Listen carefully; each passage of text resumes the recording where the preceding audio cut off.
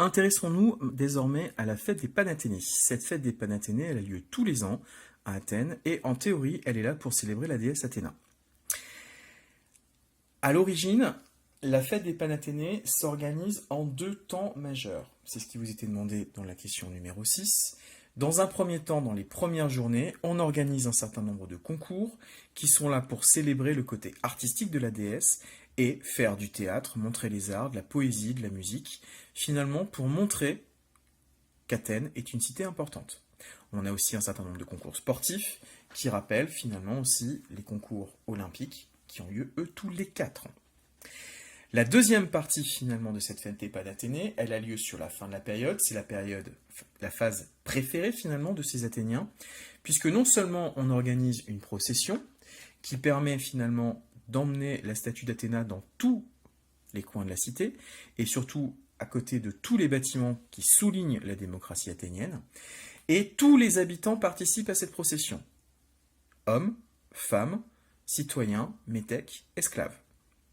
À l'issue de ce défilé, on organise un certain nombre de sacrifices, et comme toujours chez les Grecs, vous vous souvenez, on a parlé de ce mythe-là, une fois la viande coupée, cuite, tous les habitants de la ville participent au banquet et peuvent manger. Pour un certain nombre d'habitants, c'est le seul moment où ils vont manger de la viande.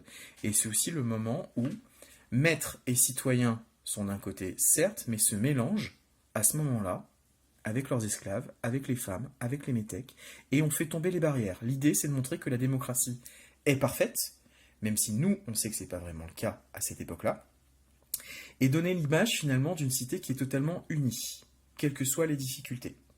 Ça pourrait se retrouver au Moyen-Âge dans la notion de carnaval, où les riches prenaient la place des pauvres, les pauvres la place des riches pendant une journée, pour montrer finalement un lien entre tous.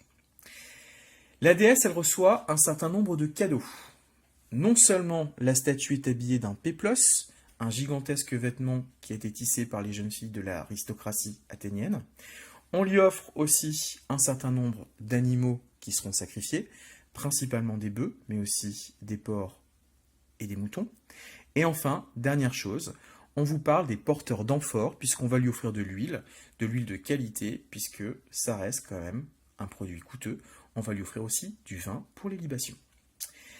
Le mot panhellénique qu'on avait déjà vu, c'était, si vous vous souvenez bien, le radical pan, qui veut dire tout, tous ou toutes, et hellénique qui voulait dire grec. Donc si je prends le même modèle, panathénées, ça veut dire tout Athénée, les Athéniens, tout l'ensemble de la démocratie athénienne, toute la déesse Athéna et toute la cité d'Athènes.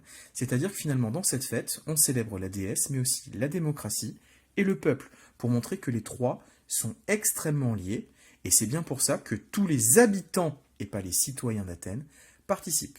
Enfin, on l'a dit tout à l'heure, qu'est-ce qu'on mange à l'issue de la procession? De la viande, ce qui est relativement intéressant à cette époque.